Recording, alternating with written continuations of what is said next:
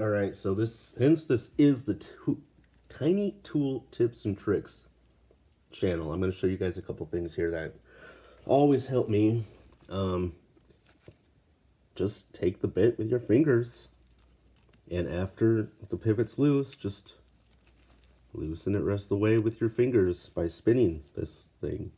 I don't know why more people don't do that.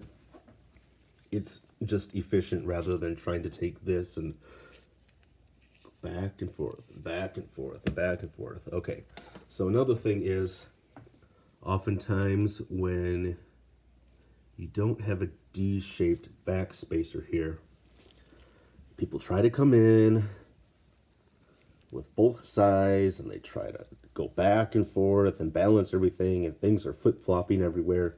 No, take your pliers, squeeze the back spacer, then come in with your screw,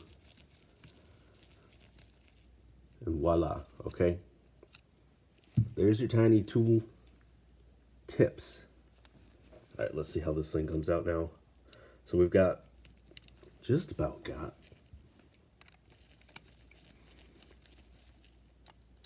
back. See, now that's what I'm talking about. Pinch the back spacer. Okay, I can feel that's loose. That should be loose. This all should be, oh yeah, that's why. Oh my gosh, you guys, see what I'm talking about?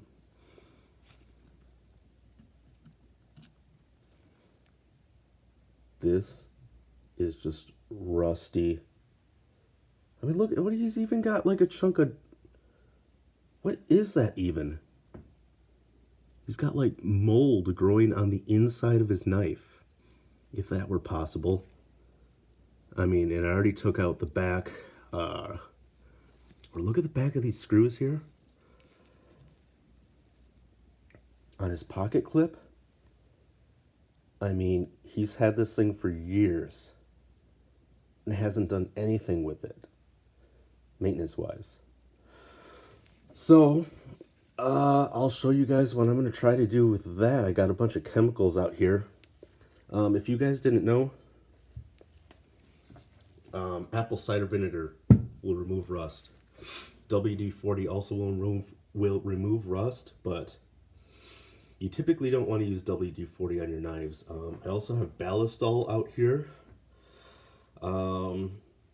That stuff is awesome, but I don't know how well it will work with a knife in this rough of condition. Anyways, yeah, so there's some tips right there. I'm going to do some more cleaning on this knife here, and I'll be back in a minute.